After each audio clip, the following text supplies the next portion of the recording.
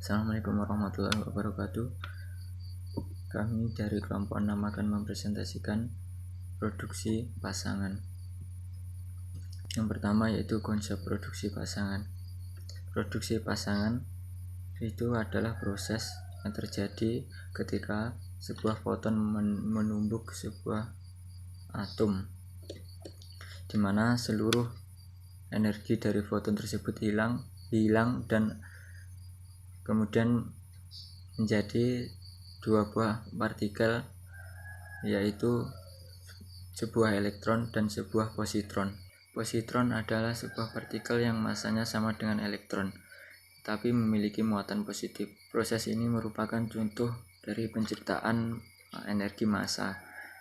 Elektronnya tidak ada sebelum foton menumbuk atom tersebut, dan elektron ini bukan merupakan elektron milik atom.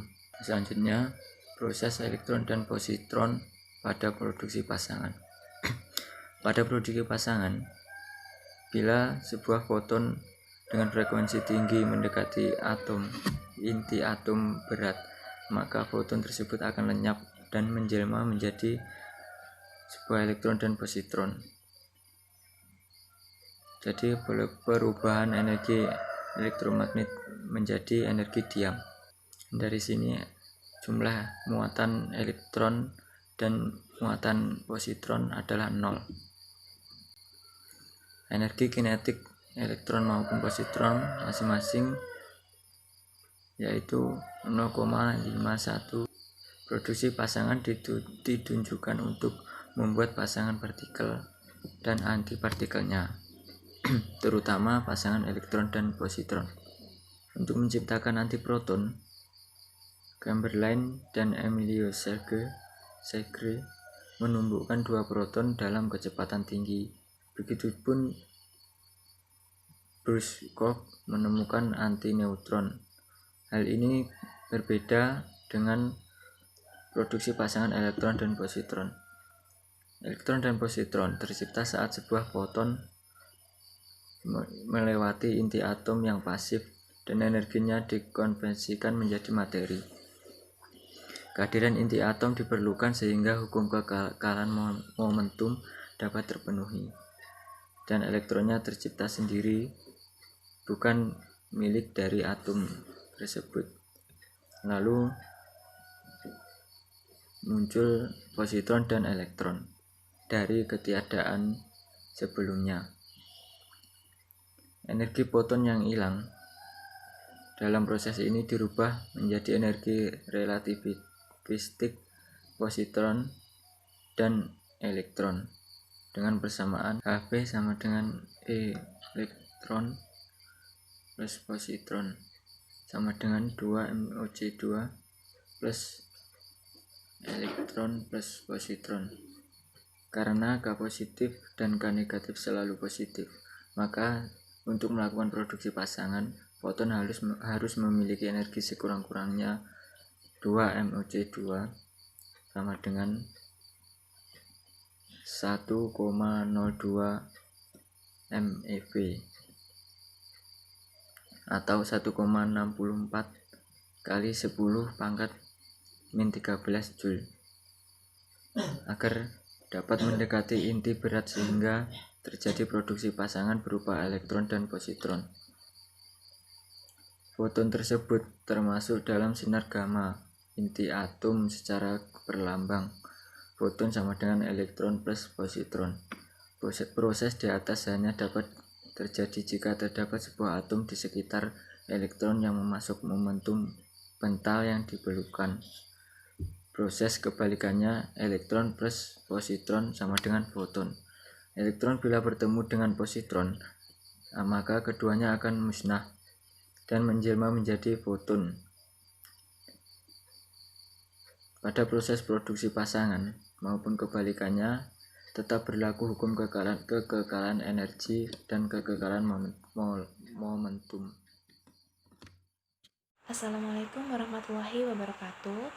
Di sini saya Elsa Triwahyuni. Saya akan menjelaskan sedikit tentang produksi pasangan. Nah, jadi produksi pasangan itu merupakan suatu proses yang terjadi ketika ada foton yang menumbuk atom. Nah, seluruh energi foton ini nanti akan hilang dan ditransformasikan menjadi materi yang dihasilkan dari penggabungan elektron dan positron. Jadi pada proses ini nanti akan menghasilkan dua partikel, yaitu elektron sama positron. Nah, si positron ini tuh sebenarnya dia punya massa yang sama dengan elektron, cuman kalau positron itu bermuatan positif.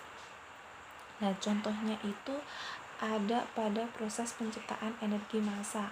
Nah, pada proses penciptaan energi massa ini, elektron itu tidak ada sebelum foton itu menumbuk atom.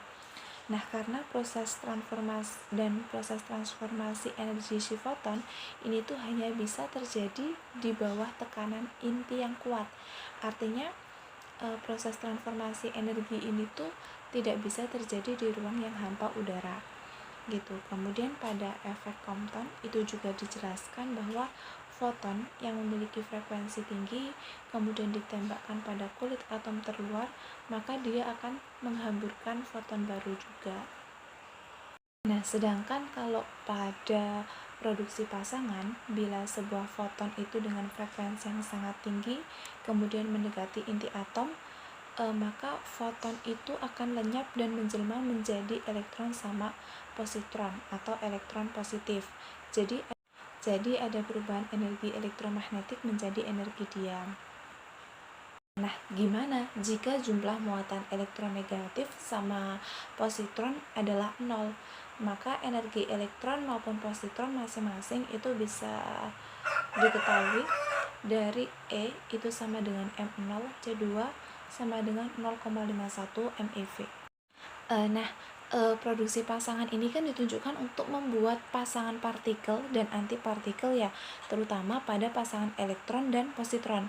Nah, jadi untuk menciptakan antiproton menjadi 0, ilmuwan yang bernama Chamberlain dan Emilio Segre itu menumbuhkan dua proton dalam kecepatan yang tinggi.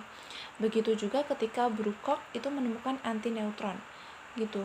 Nah, tapi hal ini beda ya dengan produksi pasangan elektron dan positron, karena elektron dan positron itu tercipta saat sebuah foton yang melewati inti atom pasif, kemudian energinya dikonversikan ke dalam materi.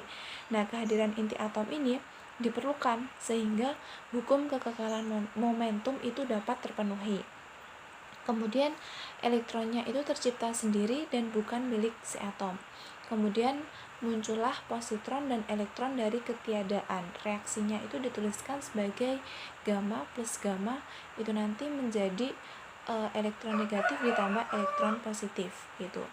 Nah, kemudian energi foton yang hilang dalam proses ini akan dirubah menjadi energi relativistik positron dengan elektron plus dan elektron min dengan persamaan Hv itu sama dengan E plus ditambah E min gitu, sama dengan 2mEc kuadrat plus K plus plus K min gitu. Nah, karena di sini nanti K plus dan K minnya itu selalu positif, maka untuk melakukan produksi pasangan foton itu harus memiliki energi sekurang-kurangnya 2mEc kuadrat yang setara dengan 1,02 MeV atau 1,64 dikalikan 10 pangkat min 13 Joule gitu. Nah, supaya dapat mendekati inti berat sehingga terjadi produksi pasangan berupa elektron dan positron, maka foton tersebut termasuk dalam sinar gamma inti atom,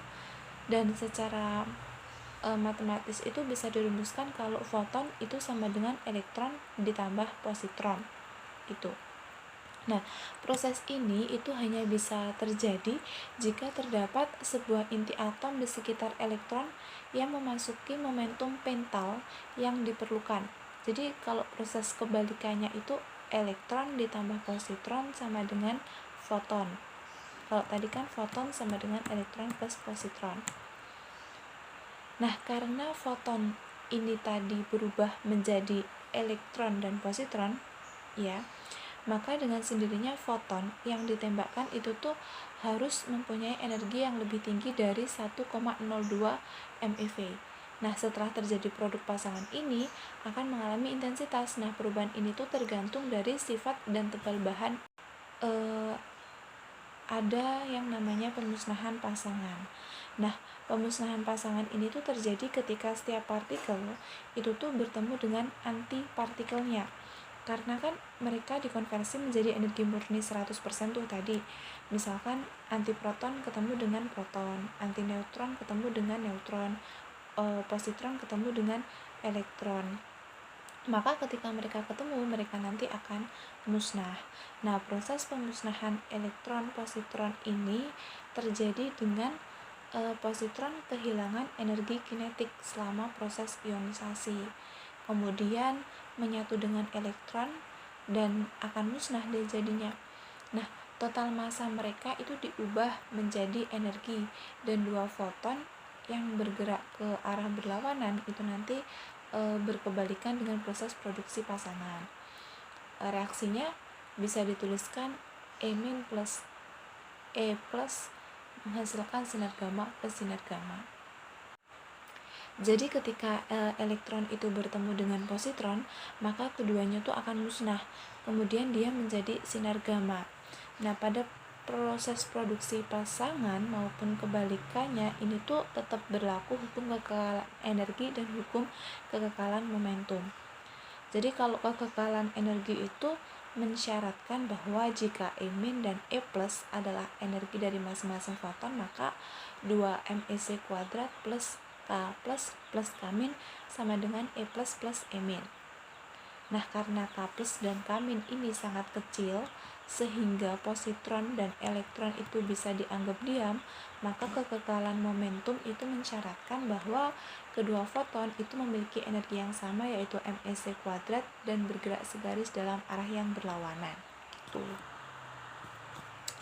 Mungkin itu penyampaian materi dari saya. Mungkin ada banyak kurangnya, saya mohon maaf. Wassalamualaikum warahmatullahi wabarakatuh.